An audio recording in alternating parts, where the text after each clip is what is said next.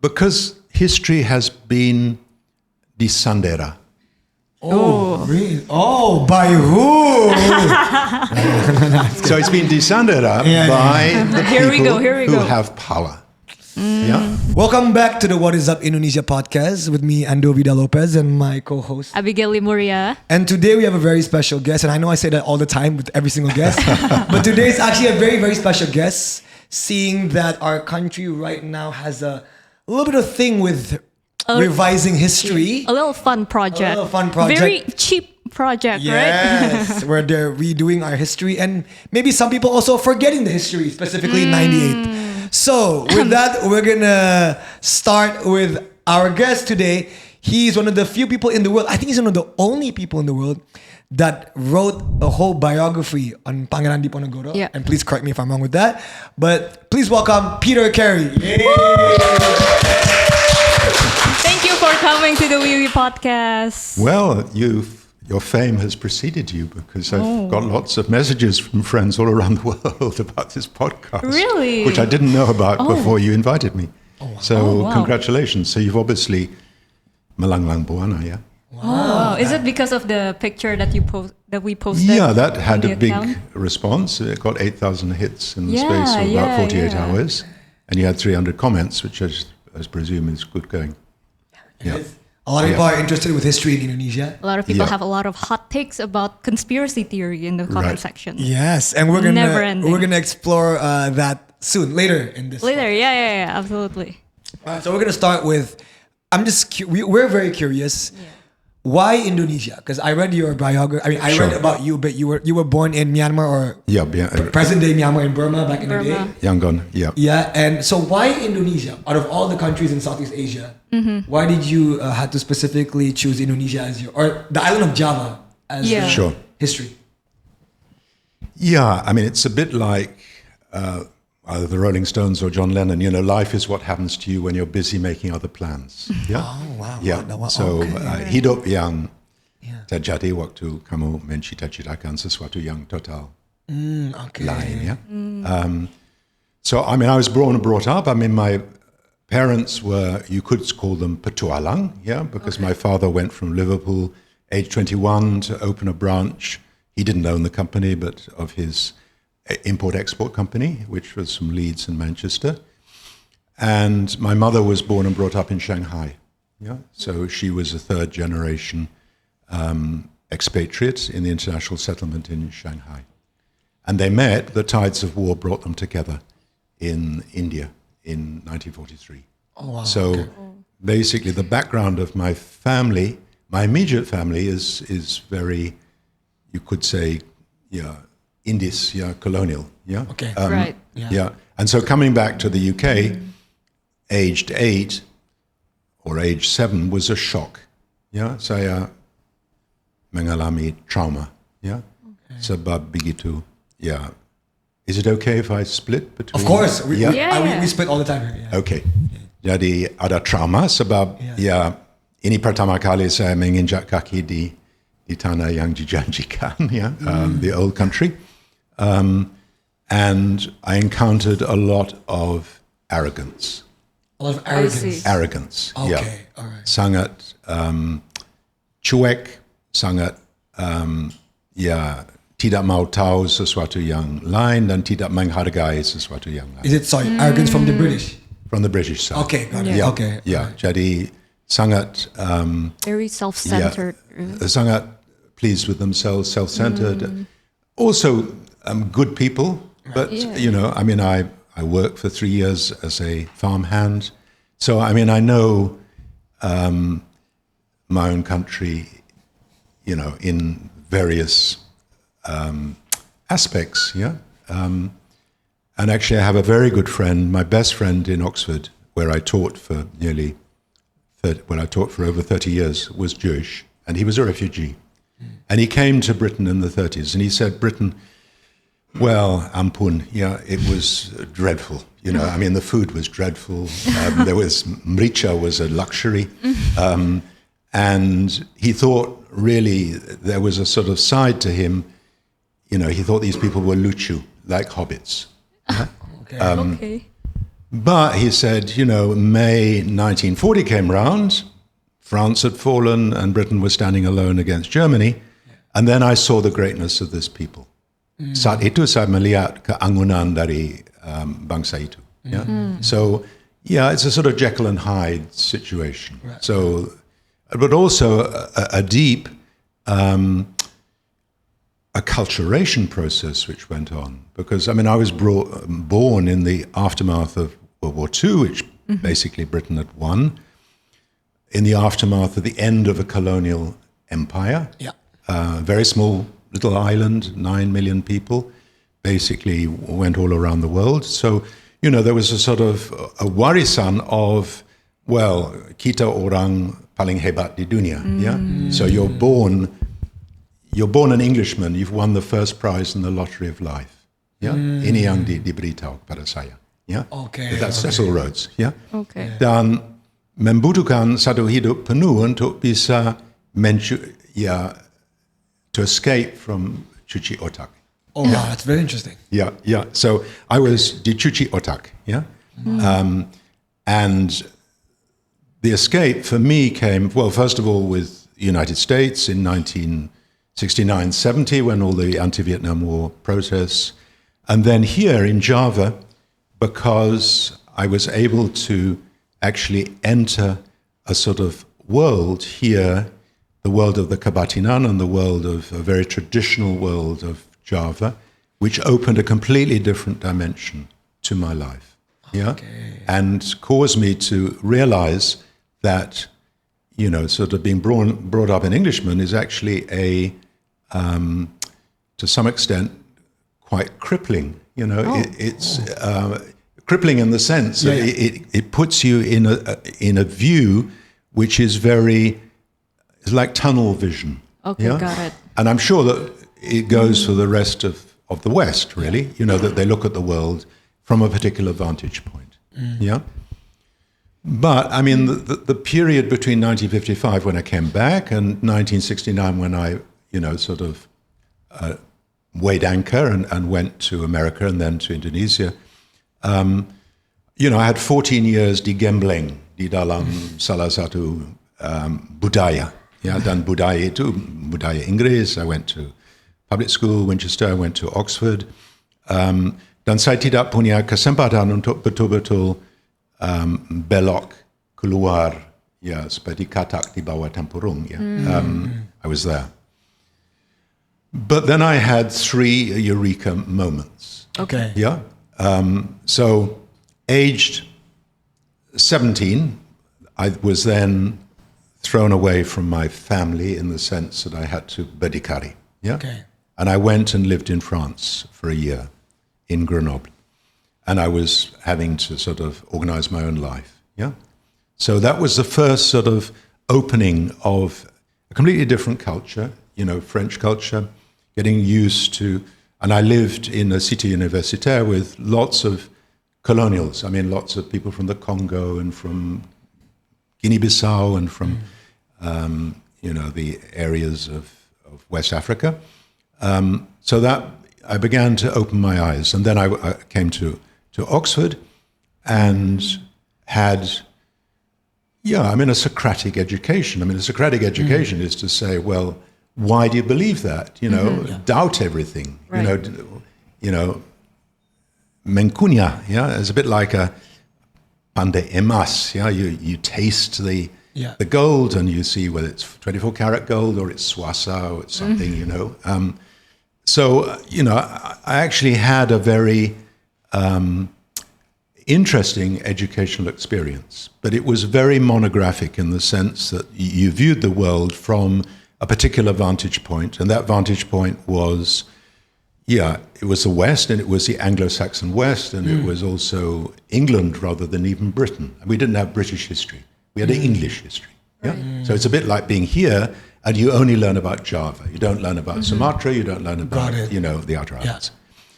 But the first experience, the first sort of Eureka moment was actually when I took my final exams. I took my final exams and I was on a borderline. I wasn't clear-cut first class. I wasn't clear-cut second class. So I had to do an interview. And for the interview, I got in touch with my tutor and my supervisor, Richard Cobb, who was an extremely eccentric figure. He was, he always brought a pint of Guinness to his lectures. Nice. He invited me to have a pint of Guinness on the lawn of Balliol College. Okay. And we thought, while we were drinking and the sun was going down, what questions might come up. And then suddenly over the grass, the very sort of avuncular and large bulk of his drinking companion came, who was Jack Gallagher, who was the chairman of the Board of Examiners. Okay. So he took me aside and said, boom, I can't spill the beans about what, this is, I'm not telling tales out of school. But if you convince us tomorrow, kalau bisa yakinkan besok, bahwa kamu betul-betul menguasai lapangan, you can get a first. And if you got a first, you would immediately get a government grant. It's a bit like, so Mendikbud might give you a grant to go and study. But this was at the graduate level. What would you do if you got a first and you chose? And I said, well, it's easy for me. I mean, I have this brilliant tutor, very eccentric, very inspiring, very charismatic, in Richard Cobb. I'm going to go back to France. I'm going to take the Dauphiné, I'm going to take Lyon, Grenoble, and I'm going to look at the impact of the French Revolution on a part of the Hexagon. Yeah? And he said, boom, don't do that. It's too overcrowded. It's too padat. Terlalu banyak orang yang berduyung-duyung membuat regional histories. Right.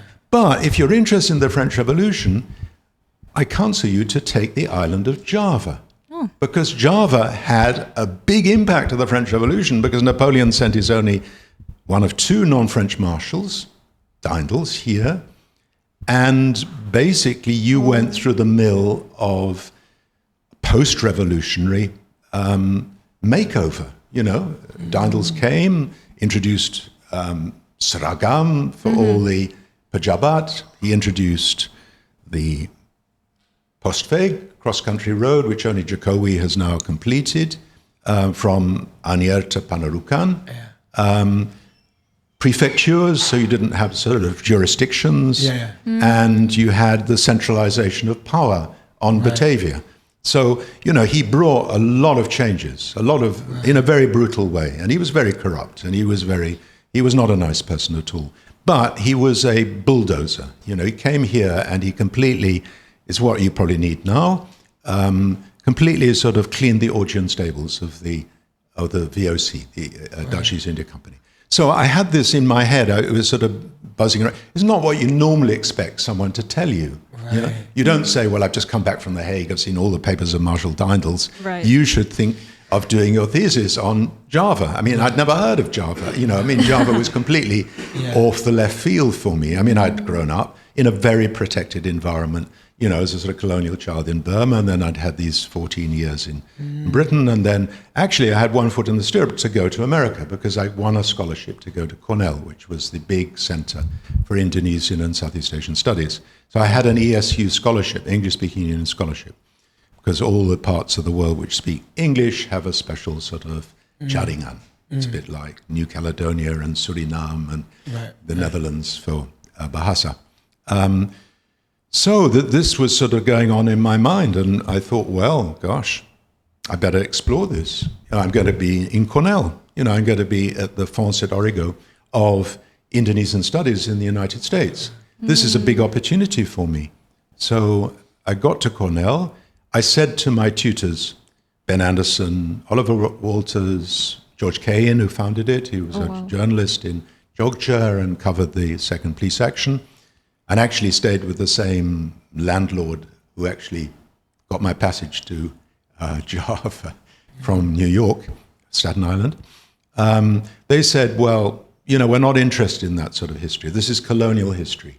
But if you learn Dutch and you learn Indonesian and you learn Javanese and come back to us and you say, we still want to do Daendels, fine. We know you're not going to do it from a Gladak Kapal or a Kantor VOC. You're going to do it from the Akar Rumput. So they set me, and the big strength of Cornell was its language program.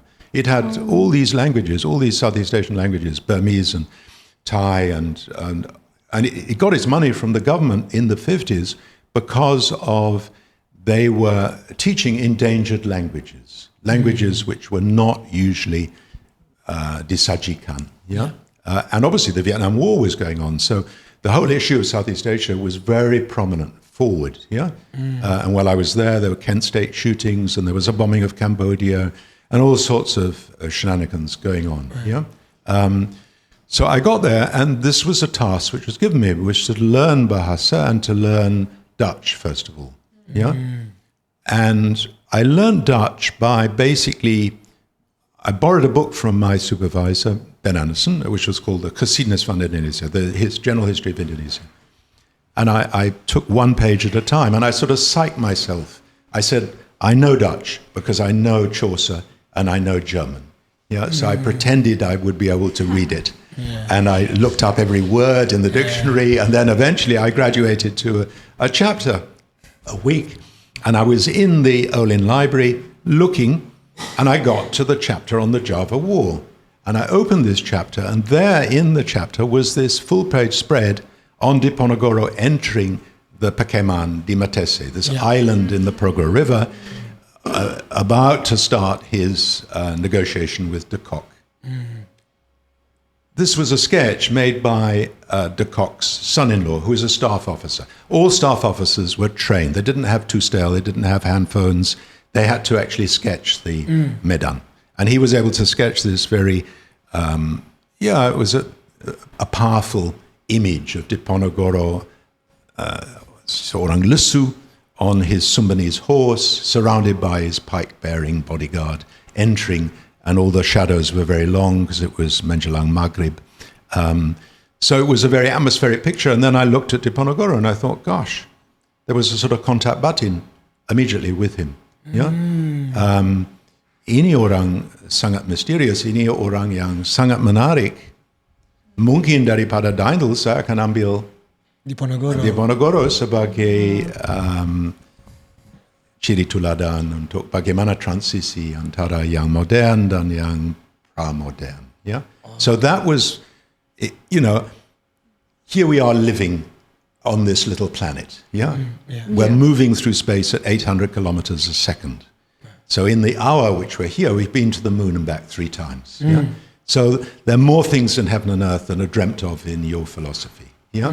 So maybe this was satu hidup yang ditakdirkan. I don't know. Yeah? Yeah? So I had this, the first sort of Eureka moment was on the lawn in Balliol, the second was in Olin Library, and the third was in New Orleans. Okay. I went to New Orleans for Mardi Gras. Yeah? Lovely. I've been to Mardi Gras. It's crazy. Yeah. Yeah. And I decided, I didn't have any money to go on a paddle steamer, but I thought I'd go down to the Mississippi to see the paddle steamers. Yeah. And I did, and I went with my friends. And then I saw on the wharf this great man-high letters, Jakarta Lloyd. So I thought, Jakarta Lloyd. And that was a mooring place for Jakarta Lloyd ships like Samratulangi. Yeah? Oh, wow. And I thought, gosh, here am I, supposedly studying Indonesia. I've never been to Indonesia. I've never met Indonesians. I've been in my sort of comfort zone. I've been in Oxford. I've been in Cornell. I've been sitting on bangku seminar and lectures and libraries.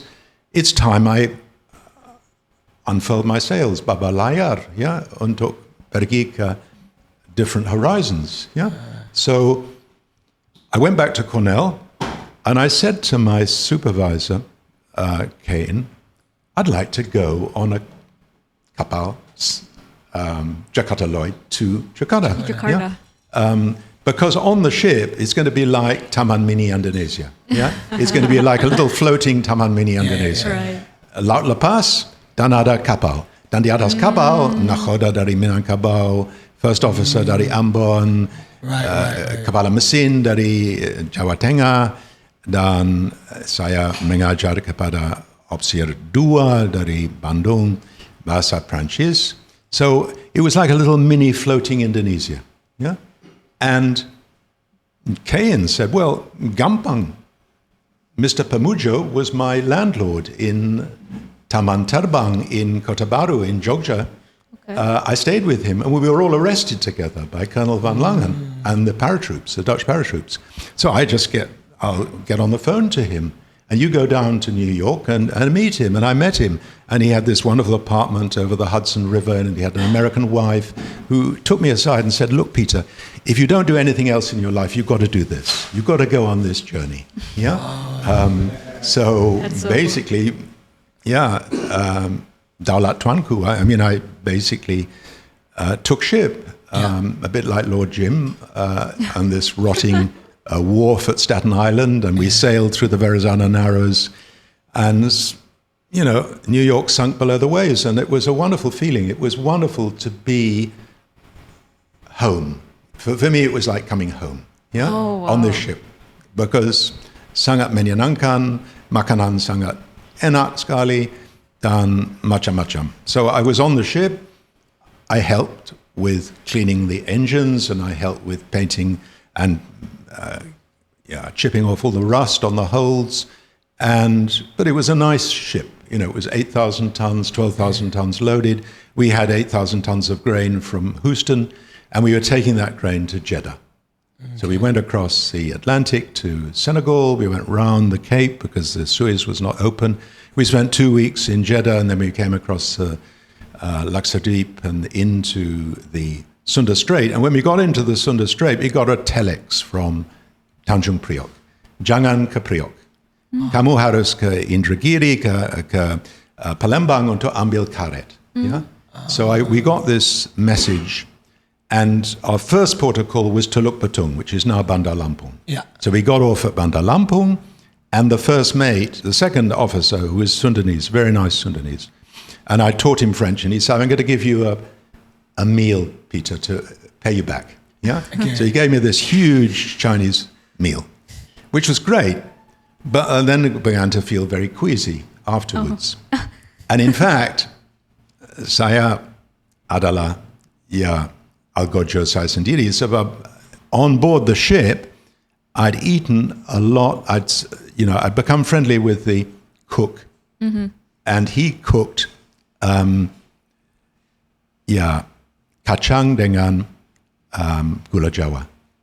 Yeah, do you know what that is? It's a sweet. It's a Javanese sweet. Yeah. So I'd stolen some of these from his galley while he was sleeping in the afternoon, and this got lodged in my appendix. Okay. Yeah.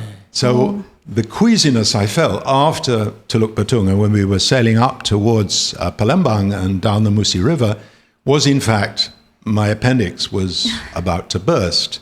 And that we had no doctor on board. We had a mestre who had been parachuted into Irian during the Mandala campaign, and he said, well, Peter, you've just been overeating, you've been rakus, I'll give you a laxative. And he gave me a laxative, and of course my appendix burst. So it was like having someone pour a hot kettle through your stomach. And I was on board the ship, right? And they pumped me up with morphine because it was pretty painful.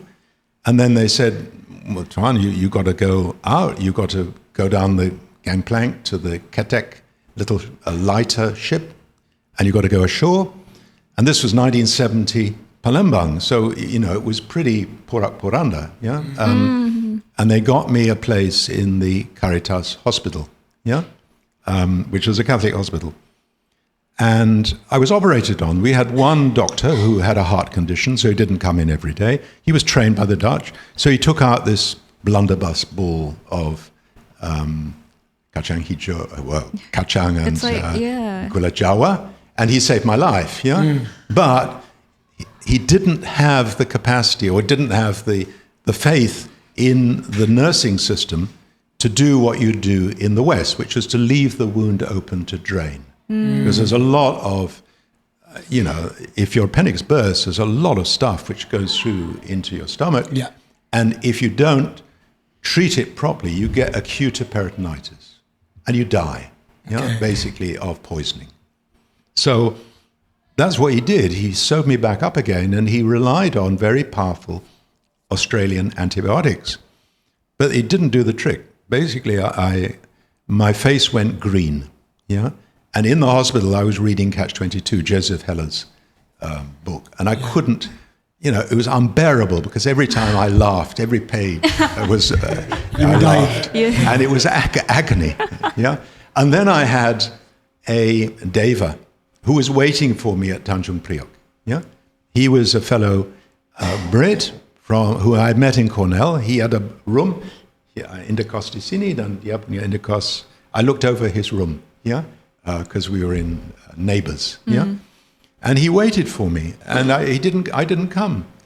So out of his own pocket, he flew up on Merpati to see me in Palembang, and he said, every day I was with you, you got worse. You got more and more sick. So I knew I had to act. Dan syukur, alhamdulillah, he was the sort of person who could act. He wasn't someone who said, ya, terlalu susah ini. So he knocked on the door of the embassy and he said, you've got a distressed sailor in Palembang. And the ambassador said, well, I'm not interested. I'm going to the Maluku on my private plane this weekend. Get lost. And basically, my friend said, yeah, okay. If my friend dies in Palembang, my father, who is in the House of Lords, will ask a question in Parliament. Will table a question in Parliament. If you don't act. And that then, it was like a bolt of lightning. Yeah, they suddenly began to jump to. They picked up the phone to the Chief of Staff of the Air Force. Talang Batutu Airport was cleared. They sent a Bristol freighter aircraft from Changi, and I was evacuated to Singapore. Yeah. So, if I wrote this in a novel, you'd think this is completely far-fetched. Yeah. And basically, it's a bit like the Eleusinian mysteries. It's a bit like the Greek, Demeter and Persephone. Here I was coming the first time menginjak kaki di tanah yang dijanjikan in Teluk Betung and then in Palembang. And it was almost I had to die to get here. Yeah? Seperti, it was a sort of rite de passage. And it was like, putting a grain into the earth. Demeter and Persephone. You have to die in order to be able to grow back. And you have to spend 3 years in Hades. I had 3 months in Hades, which was having and then I could regenerate. So it was a very powerful. It was not your normal Halim Perdana Kusuma, of coming in on an Emirates flight or whatever, and getting off the plane. It was very dramatic. Right. And my father died of a heart attack because, all these terrible messages were coming back to my family. He ultimately died at the end of that year because sangat seru, my mother thought I was going to pop my clogs in Palembang. Wow. So I got out thanks to my friend Simon Head and his father and pulling lots of strings. It's a very class-ridden society. But sometimes class helps, and it helped me. It got me out from Palembang, and I was evacuated. And then I came back home, and basically then I restarted my journey, count from Alif, start from 1, Bismillah, Wow, thank you. That's speaking to you is like there's like so much like depth of like history and references that and I'm listening to history. Like, as you go down this path, you're like, oh, you go here, you go here, you go here, and it turns out if it wasn't for that Guinness, we wouldn't have a 1,000-page biography on Diponegoro. Right. So we gotta thank that and the kacang and gula Jawa. Was that rujak that you ate? No, it was jaggery. Jaggery. Kita membuat manisan dengan meluberkan gula Jawa dan di dalam gula Jawa ada kacang. Dan sesudah itu sudah dingin, kita bisa potong. Okay, got it. Wow, yeah. Thank you for that. Now you know your journey and why you started, in Indonesia with a very interesting and powerful story. Honestly, there's so much like interesting thing that we can pick like we can follow up on, but I really want to get to the heart of, I feel like what a lot of our viewers wanted to know. One of the things that I find interesting is I think you have some sort of like a background that's similar to our audience, in which you grew up in more than one culture. Sure. You can relate to many different cultures, right? Yeah. You've been to France and then the Yeah. UK and then now in Yeah. Indonesia and things America. like that. Yeah. And I'm curious, throughout your journey and your interest in history, how would you view like the different culture and how they relate to their history and how they value their history from your experience here in Indonesia? Like, what's your view on like how the young people maybe view their own history in comparison to maybe the other culture that you've been to? In other words, do Indonesians care about their history, or is it, or do we don't? Or TLDR. We don't? Yeah, TLDR. Or is it more of a Western thing where the French and the UK and the US cares about their history and Indonesians don't care, you know? Yeah, let me give you an example. Okay. Yeah. Okay. Next month, Okay. almost exactly a month from today, 20th of July, we're going to be celebrating 200 years of the Java War. Okay. Yeah?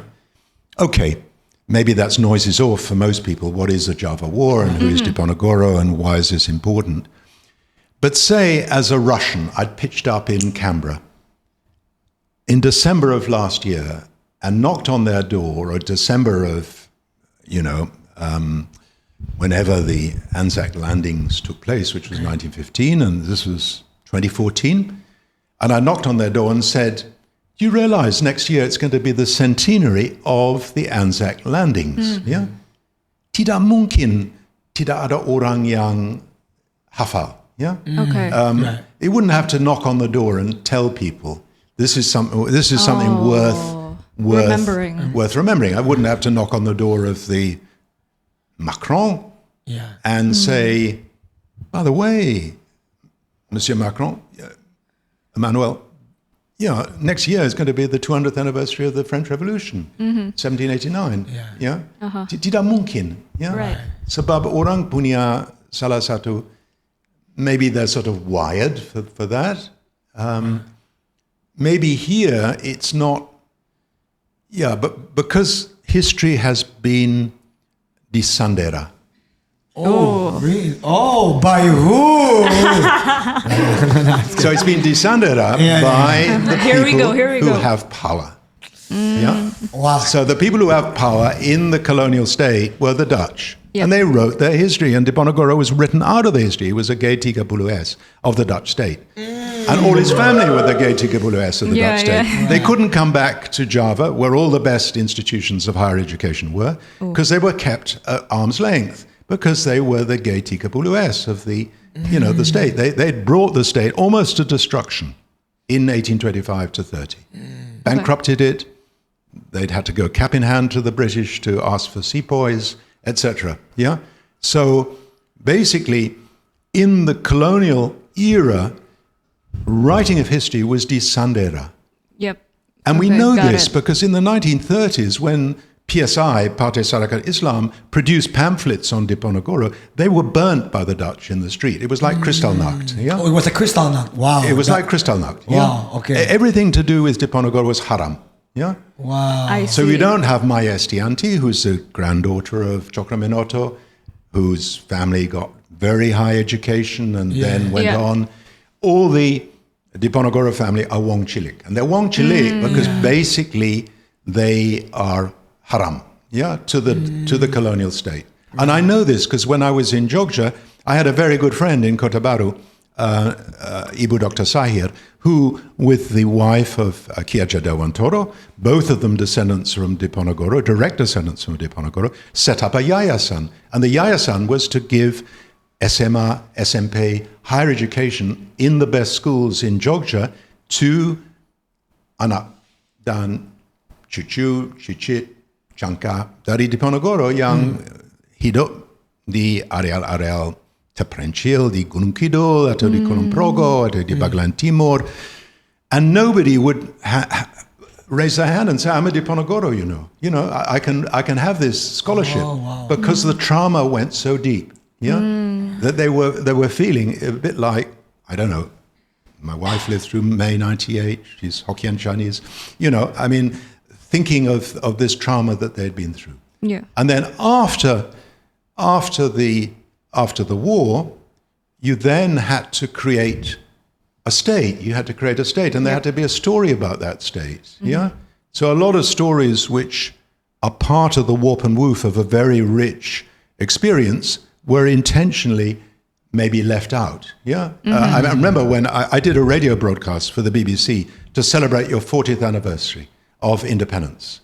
Okay. And we approached Nugroho Noto Susanto to give a wawancara.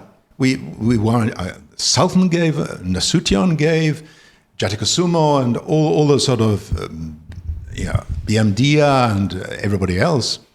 But he refused. He refused because he said, saya hanya punya kiblat satu. Dan kiblat satu adalah mengagungkan peran militer di dalam revolusi. Dan kamu dengan banyak suara-suara yang lain mencampur aduk salah satu kiblat dari sejarah. And that was the udang di balik batu of the national history. And someone who is I got my first job at Gajah Mada, Sartono Kartodirjo gave me my first paid job as a historian, which was to be a sub-editor for the Stadkundig Overzicht van Nederlands-India, the annual overview of the state of the Netherlands Indies. Yeah. And he resigned from the board of the National History because he said, saya tidak mau bawa sejarah saya mengenai Bung Karno atau mengenai Orde Baru atau Orde Lama diobrak-abrik, dibelok, oleh penguasa. Yeah? So basically, if you're concerned about your history, you wouldn't be writing national histories. You wouldn't be having Pahlawan Nasional. Ooh. You would be actually putting into the public domain, which is here and what you're doing with this podcast, as much as possible of the raw materials, the raw sources. Yeah? So you'd have Tan Malaka's diary, and you'd have Diponegoro's Babad, which would have long been orbited. You'd have Raden Masai. You'd have victims of the 98 massacres. Yeah, you would have Ita Mata Dinata's personal diary, and it would be for you to make up your minds, to write your histories, to be actually Pelacak. Yeah? Instead of having this disajikan. This is a purely political project. Ooh. And it's sangat membelokkan. I mean, I've married twice here in this society, and the marriages could be as chalk from cheese, different. My first wife was from Pare in East Java, and the daughter of a sort of Priai family, but her uncle was the deputy commander of Chakrabirawa. He was Colonel Ali Ibrahim, and I stayed in his house. I was in the course with his wife and his children. So I stayed with him, and I know every weekend I came back, there was a NCO with a submachine gun at the gate because he came back for conjugal visits.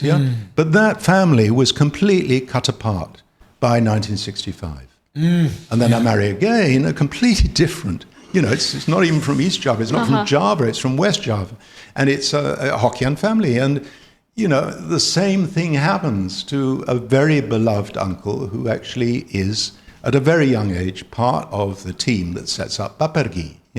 And when in 1965, the balloon goes up, the family, suffers, he was tortured, in the Dutch closed the underground dungeons under the Stadhuis, which is now the Museum Sejarah Jakarta.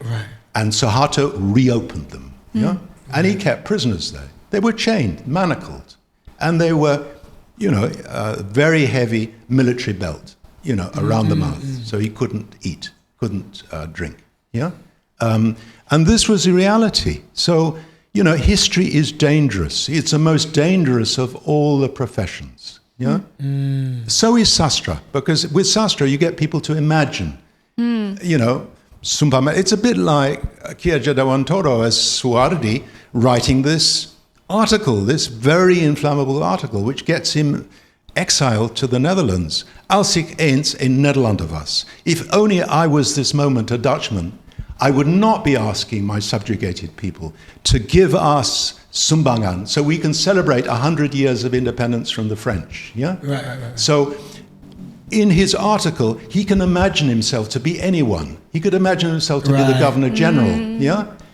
and that's dangerous. And that's the power of sastra. That's the power of sastra, and it's the power of history, because history gets you to think in different ways.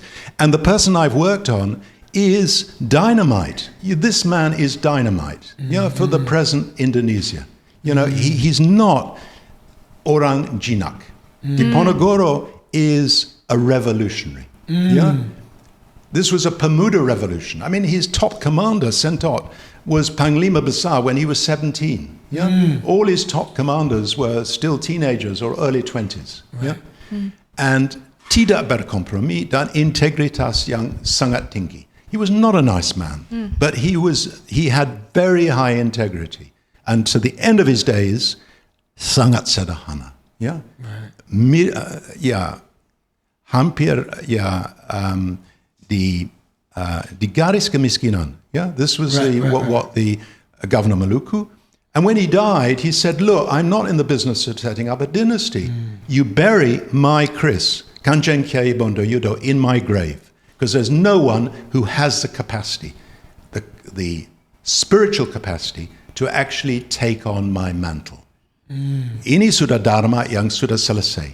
Dengan sempurna, saya sudah bukle le bukle. Lingkaran dari hidup saya sudah tutup. Right. Awal sebagai anak mas di keraton, lahir anak sulung dari seorang sultan, memang ibu dari Sukaarjo, seorang biasa-biasa dari desa, orang selir, kawa ampean. Tapi 7 tahun di dalam satu situasi yang melimpah-melimpah, dan menjelang 7 tahun saya ditarik sebab waktu kecil sudah diramalkan oleh saya punya eyang buyut Mangkubumi, wonten lakon ingkang luwih gede. Besok anak ini akan ada salah satu lakon hidup yang akan mengajubkan. So he turns to his wife, who is the daughter of a kiai in Sragen, and says, look after this child. Gemblengkan anak ini supaya dia bisa mengemban tugas sebagai seorang pemimpin. And she is the ujung tombak of the Tarakat Kshatriya, and she is a remarkable woman. And this is an era of remarkable women, because you are part of a Polynesian world with very prominent women in this. It's a matriarchal society. At dusk, menjelang maghrib, tidak ada sebatang kara lelaki di dalam keraton. Semua tugas untuk melindungi sultan di tangan perempuan, prajurit istri. Waktu Inggris menyerang keraton, kita kehilangan satu perwira. Dia tewas di tangan perempuan, bukan di tangan lelaki. So she is the most important other in his life. And basically, Mengembleng, you had a tradition of training leaders. Which you've lost. And basically, he was trained. He was a superb horseman. He was extremely athletic, very agak pendek, but he could withstand huge hardships, a bit like Safa and the plain of Arafat. He could go for days without drinking or without eating. And he for 3 months, he slept under trees and in caves, and he was suffering from tropical malaria, and he had a wound on his right shoulder and on his left foot, and he continued going. He went on and on. He had 2 Ponakawan with him, Banteng Wareng and Roto. But this is, for me, and he saw Java in its 75% of Java was primary jungle. He went along rhinoceros paths, and he had a tiger that brought him kijang. And he looked, when he was in the Kali Chinchinguling on the barriers of West Java, he went down to the river every day to watch the crocodiles. So ada semacam sfer sangat dekat sekali dengan alam. Dan dia sudah,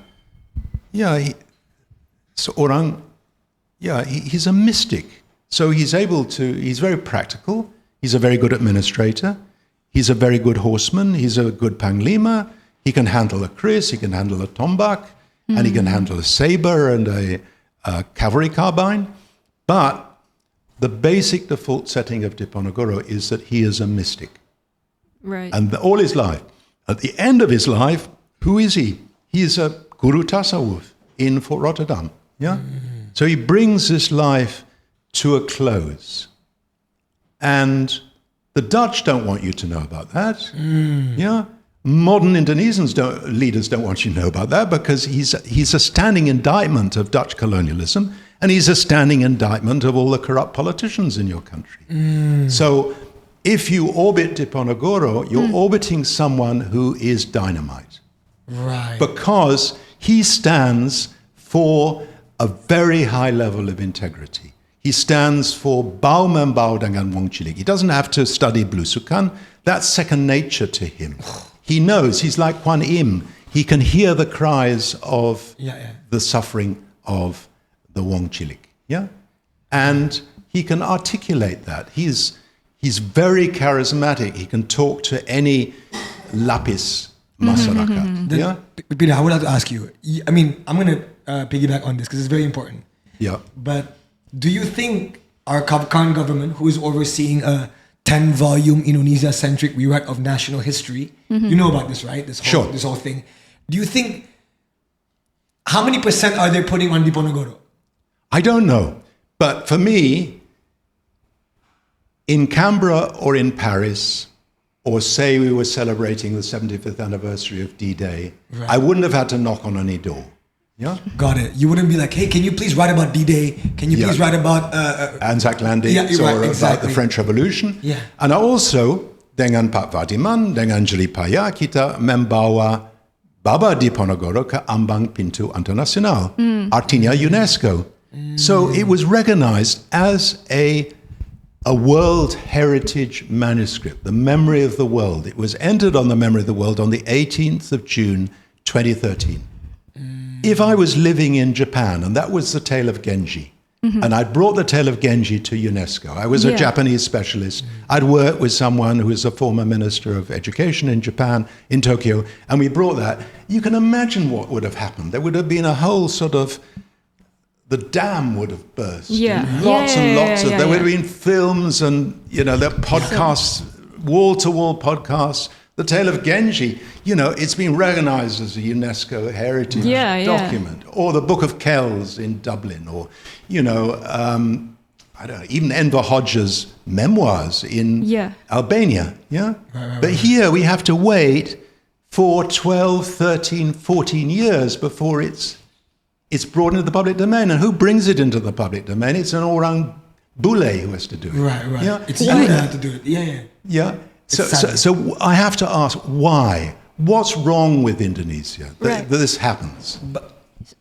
to be honest, I think you said it. The idea of Diponegoro stands against all the corruption, and he's the idea of revolution, like you said, the dynamite, right? If young kids of Indonesians learn more about him, they would see what's going on in Indonesia right now, and they'd be like, I can be Diponegoro. Sure. Right? The spirit, the reason why the French always rebel, because in their history, it's the Maximilien Robespierre, all these people, the French learn about their ancestors and why they were always rebelling against the government. So they always have the spirit of everything they have to rebel, right? Indonesians, we don't have a so-so. No, and on top of that, I feel like us Indonesian, especially young people, right? A lot of our current problem is like we don't know who we are, like national identity. Like for example, K-pop, right? K-pop's great, and then everyone wants to be K-pop. Like we don't really have that. What is it about Indonesia that we are proud of? And hearing how you describe history, it's very interesting how you said, Diponegoro has this type of spirit, and the way you were describing him, I can see a lot of figure in current Indonesian, like just lives that embodies that. Because I mean, we are part of the same history, but it's been disconnected, and maybe this person, they don't know that they're embodying a history by acting this way. And I feel like we are missing so much empowerment and inspiration. Yeah. And it's a key. I mean, I work with a fashion designer, Melissa Sanjaya. She was very successful in LA, very successful on the West Coast of America. She was there for 8 years. But she said, what brought me back was a realization that people who were my peers, sejajar, were not taking me seriously because I did not have the sort of cultural background or depth. And I knew I had to reconnect with that past in order to be able to have a mise en valeur of my creative genius. Yeah, because basically, if you go abroad and you're Indonesian, you can't immediately. It's not like sort of to be born an Englishman is to win the first prize in the lottery of life. It's not as though you put down the passport and then people say, "Gosh, you know." You're the person who had Gayatri, and you're the person who had, you know, sort of Atisa, who is recognized by the Dalai Lama as his sort of spiritual teacher. And you had the Nalanda of Southeast Asia in Sri Vijaya, and you had, you know, it's not been orbited. You know, it's not been orbited. But in fact, if you know about it, there's a lot to be proud about. Yeah. And what is particularly important is that you are specialists. You're like sort of astronauts. You're able to know the world of the spirit. I've walked into a room with my pamong. They know what I'm thinking. Yeah? Bisa meramalkan. Bisa tahu. Instantaneously, ada hati naluri yang sangat tajam sekali. Dan this is a blessing for the world. So basically, your PR is 3, yeah? Or 4. First of all, you have to get to know your history. And to get to know your history is to actually put into the public domain as much primary material as possible. Right. So that people can come, they can malachak, they can go online and they can come to terms. I know this because I produced a book which was rejected in Cornell. It's a book called Percakapan dengan Diponegoro. And it's very detailed. It's all about the little conversations, little asides which went on between the 4 officers who met him. Yeah, De Stuurs, who was de Kock's Menantu, Rubes, who was a translator for Javanese, and then this curious bipolar disorder, German, Knöller, and then the youngest son of the Dutch king. They were all outsiders. The youngest son of the Dutch king was half Russian. Yeah. And all of them were able to relate to Diponegoro on the level of the human spirit. Yeah, they were able to relate and speak to him, you know, man to man. And you know, and I put all this detail into the public domain. And now I go online. I'm looking up a little forgotten desa which Diponegoro visited to Sholat Maghrib when he was a Buronan, and on their website, they've got all these documents, you know, from the Percakapan dengan Diponegoro, which mentions their village. Yeah. So I know that people are looking, and I know that people are, you know, that they're not just, it's not sort of noises off. Yeah. But I think if you put, your national archive should be online. It should be like the Arsip Nasional. So if you're living in Maros, or if you're living in Merauke, and you want to do something on Fak under the Dutch, you can go online. You don't have to, you know, rely on your parents' savings and come and live in Ampera Raya and have an indica very expensive. You can actually go online. You can. Everything is available for you. You can check if somebody says this or somebody says that. It should be an open sesame. So that's the first. Yeah. And the second is, I'm sure, I mean, Indonesians are super intelligent. Here in Batavia, in Jakarta, you know, a century ago, you won a Nobel Prize. I did not know this. What? You won a Nobel Prize. I have no idea. What? For microbiology. I didn't know this. And the prize was for the discovery of vitamin B1, which was the origin of beriberi, which was iron deficiency. Rickets disease, which everybody suffered from as, you know, child labor in Britain in the 19th century. But here in Batavia, you actually discovered the origins of vitamin B1 deficiency. You isolated vitamin B1. You opened the whole cornucopia of vitamins in diet. This happened here in Jakarta in the first 3 decades of the 20th century. Wow, I did not know this. And it happened What? Simsalabim, it happened a bit like Fleming leaving his culture on the windowsill at night. And suddenly in the morning, he sees something growing on the top. He says, as a scientist, this is really interesting. And what happened here was that you used chickens as laboratory animals. And you used the military hospital here, which is now Gatot Subroto, and the chickens were all dying because they were fed military rations. Yeah? Okay. And one day the cook in the military hospital said, why should these chickens get these top-class rations? Right. I'm going to stop the rationing. Yeah? I'm going to stop the military ransum militaire. Yeah. They can go to the pasar and buy their own unhusked rice. Yeah? Nasi merah. And when they were fed the unhusked rice, they suddenly began to regain their health. And Eichmann and everybody else said, there must be something going on. You know, vitamin B1, Ricketts disease, beriberi, is not due to miasma. It's not due to the atmosphere. It's due to something, a deficiency within the diet. Let's look at what is being polished on the rice. And it's a very thin silver skin of the rice. And within that thin silver skin is the vitamin you B1. need B1. to be able to get vitamin B1. Yeah? Oh, wow. Okay, it's given to a Dutchman, Eichmann. But his team is all Pribumi. And one of those is Ahmad Mokhtar. And at the age of, in his early 30s, he defends a thesis in Amsterdam in 1927, which membongka rahasia dari leptospirosis and yellow fever, which is a scourge of West Africa. He cracks the code. Wow. And if it hadn't been for the Kempeitai and the Kempeitai torturing him to death at Ancol, early July of 1945, he would have won a second Nobel Prize. Yeah? So you need to get back. There's nothing wrong with Indonesians. Indonesians are brilliant, absolutely brilliant. But you need to be put in a context in which that brilliance can thrive. You need to be like, your education should be a Socratic education. Yeah. Not what did you learn in school, but what questions did you ask today? Yes.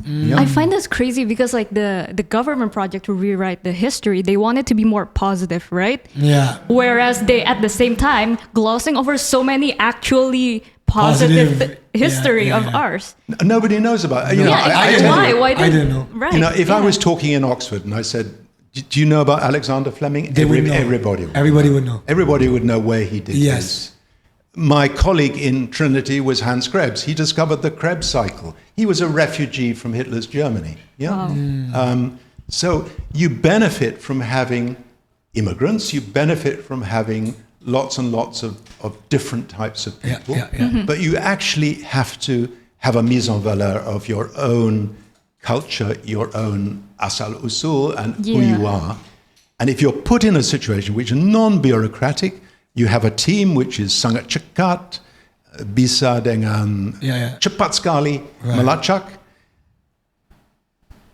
The sky's the limit. You can, you know, it's a bit like what Napoleon said about China. China, there lies a sleeping giant. Let it sleep, because if it awakes, it will astonish the world. And it's already awake now. Yeah. It's clearly awake now. And that's the same for Indonesia. It's clearly If it Same for awakes, it will Indonesia. astonish the world. And you'll astonish the world in different ways because you have extremely deep and very multifaceted spiritual culture. Yeah? And for the world, you know, 200 years of history is coming to an end before our eyes. Yeah, 200 years in which the West pulled the shots. No empire lasts forever. Yeah. My family was shown the door in 2 countries in the space of 3 generations. First in Ireland, because there were Protestant ascendancy figures, and then in Burma in the mid-1950s. There was no future for us as Senior Colonial in Burma. Yeah, and in Ireland, it collapsed in just 7 years. In 1910, 10% of the population owned 90% of the land. And that 10% was Protestant. Within 7 years, it was 2%. And within the next 3 years, because they had a revolution like your Perang Kemerdekaan, every scintilla of political privilege was lost. and people turned up at your doorstep, the IRA, the Irish Republican Army, and said, you got 15 minutes to leave. Otherwise, you're burnt alive in your house. Yeah? But if during the famine you'd paid the fare for your tenants to go to America, if you hadn't evicted your tenants, you were spared. But you had no political privileges anymore. Yeah? And that's the same. America is going to unravel very, very quickly. Yeah? Okay. Peter, so I wanted to ask your opinion on this. So I think I agree with you that we, the younger generation, or just Indonesia in general, lost a lot by not knowing who we are and a lot of our history. But this is something that I often hear from people, not just the government, but like regular people. So for example, when WIUI did a post on the 98 tragedy, right? Some people DM'd us or even comment, and they're just regular, well-intentioned people. They say like, why are you bringing this dark history up? We've moved past it. Why are you opening old wounds? Won't this just reignite polarization? So I think Indonesia really value unity in the sense like peace, living among each other, and they feel like, why are we repeating like, reopening old wounds? Because won't this in turn like stir up more hatred and resentment within a certain group of people? What's your take on that opinion? And I would suspect maybe to a certain extent the government has the same mindset on why they want to rewrite the history. Sure. Maybe it's not all bad. Maybe some of it stems from like well-intentioned. Yeah, I mean, you can't sweep history. You can't spit in the face of history. You can't say, this didn't happen. Yeah? Mm-hmm. Indonesia is an archipelago. You're not Bhutan. You're not Nepal. You're not Upper Burma. You're not living in Ava or Amarapura or in Mandalay. You're living in an archipelago. Lots and lots of people come through this archipelago. Yeah? Everybody in this room, if I did a DNA test on you, you would be gobsmacked. Yeah? Because all sorts of traces would be found. You went 2,000 years ago to East Africa. Malgache is part of the family of Austronesian languages. Yeah? You brought Sawa cultivation, etc. So 6% of your DNA is probably East African. Yeah? Nobody would know that. Yeah? You can't pretend that the past did not happen. Yeah? You can't do that. It's a bit like, okay, I've had a trauma. My trauma was going back to the UK as a young lad and experiencing all this arrogance, yeah? And dicuekin, yeah? My experience as basically growing up in Southeast Asia, it was nothing. It was nothing. Yeah, it was noises off. It wasn't important. And I think you need to confront your own, if you're going to be a manusia yang utuh, yeah? If you're going to be someone who can function in the world, you can't have lots of locked doors in your mind. And behind them, it's a bit like what the Irish said about April 1916. The British shot all these independence leaders. They shot them in Kilmainham jail. And the trope was, it's like watching blood well out from the lintel of a door. Yeah? And it will be the same for you if you don't confront your history. Remember, what is the most successful, democratically the most successful post-war state? Well, it's Germany. They were forced to confront their history. And it was constitutionally, delegated that they had to do this. In Austria, no.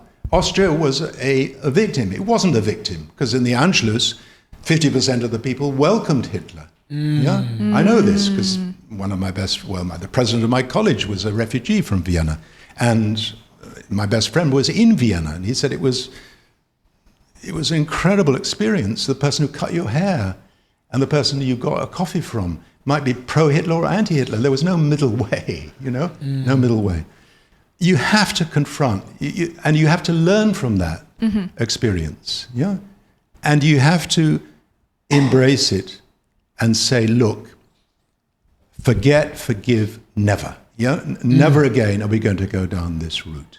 Right. But we are going to have different stories. One of the stories could be the Gegar Pacinan, in which Javanese and the Chinese fought alongside each other after the 9th of October 1740 pogrom. I mean, I live in Tangerang, and, I live amongst the Chibeng. Why are there Chibeng in Tangerang? Well, because they were all actually, forcibly relocated, from Glodok to the banks of the Cisadane River to guard the fort against the strongest state in West Java at the time, which was Banten, Sultanate of Banten. You need to know, you need to know what happens. You can't silently, it's like omerta.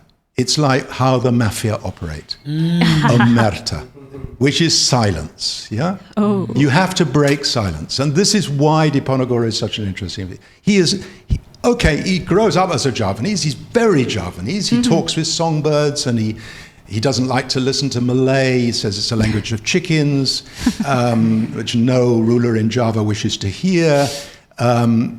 He's manic about chewing siri, and, he swears by Javanese food.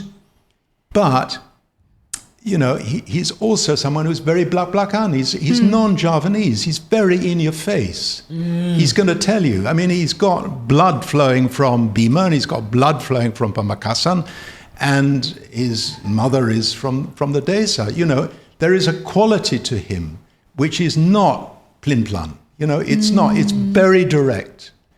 And that's why I've got a friend who's a curator of the museum in the Rijksmuseum for modern art. But he tells me that he can never take the wonderful drawing by Beek, who was his mentor and guardian when he was in the Stadhuis, out of the store and dipajang in one of the great halls of the Rijksmuseum, because that would be a political statement. Because he would actually, by showing Diponegoro, you would show basically a standing indictment of Dutch colonialism. Yeah?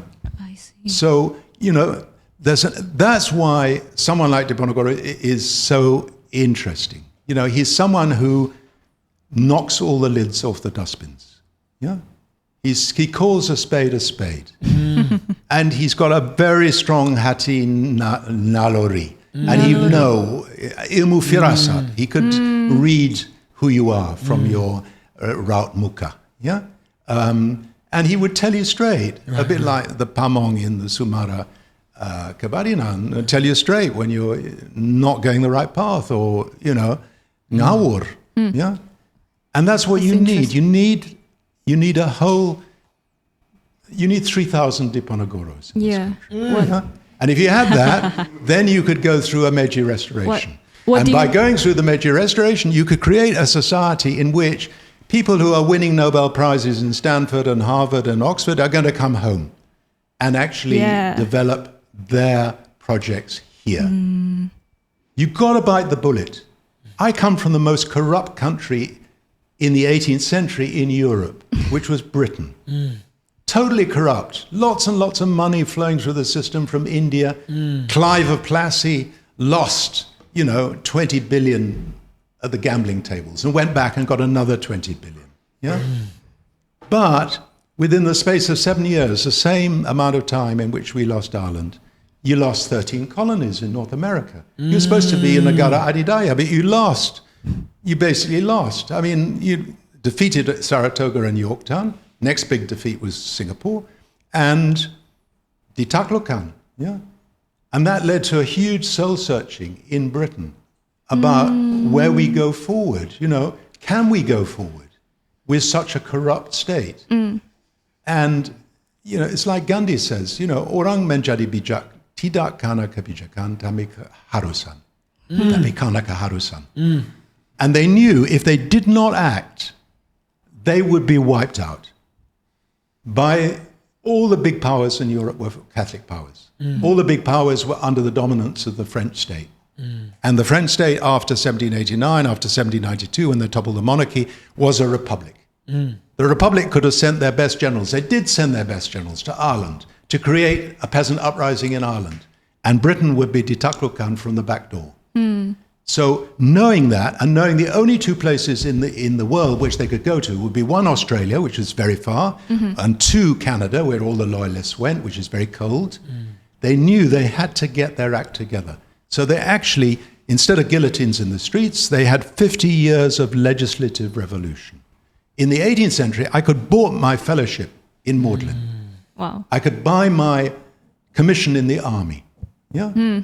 Money like talked. here. You know, you weren't paid. You weren't paid a salary as a bureaucrat. You got your money out of all the pro bonos. Yeah. And then that led to a whole series of royal commissions. Every single institution of the state was visited by a royal commission and then reformed. Oxford was reformed. It was a terribly corrupt institution in the 18th century. Yeah.